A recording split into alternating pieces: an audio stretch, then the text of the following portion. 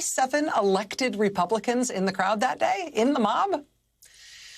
The group Run for Something, which helps progressive first-time candidates put together winning state and local campaigns. Run for Something is now asking you, potentially, to do something about that and about what happened on January 6th. The organization's co-founder announced this today.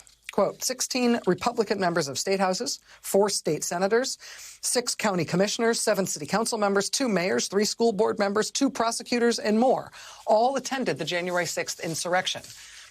If you run against any of them, the group Run for Something will help you. Joining us now is Amanda Litman, co-founder and executive director of Run for Something. Ms. Litman, it's nice of you to make time to be here tonight. Thanks very much. I am thrilled to talk about this. So thanks for having me. So tell me about this. Tell me about the basic idea. Obviously, Run for Something has been trying to turn people's idealism and agita about the state of the country into a personal cause for people who can be first-time candidates. But in this case, you're identifying a specific type, a specific class of Republicans against whom you want to recruit new candidates. Well, Run for Something got started after the 2016 election, as you said in your intro, and as of today have identified more than 72,000 young people all across the country who've said they want to run. And the coolest part about that is that January 2021 was our best recruitment month yet.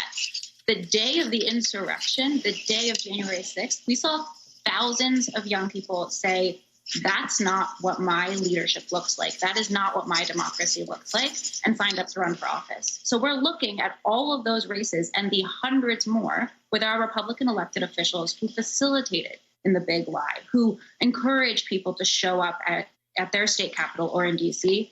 and to make sure that they are not running uncontested and that there is a strong, fierce, advocate young progressive running against them. So if you are a person who's contacted Run for Something, you live in Nevada or you live in Colorado or you live in Idaho, and one of your local officials, there is somebody who's been implicated in what you just described and what happened on January 6th, the lie surrounding it, and all of the radicalism around that. Somebody from one of those states contacts you and says, my local councilman or my mayor here is one of the bad guys here, and I want to oust them. What kind of help do you give them? How do you help them figure out if they're the right person to run, and if they are, how your organization can lend assistance?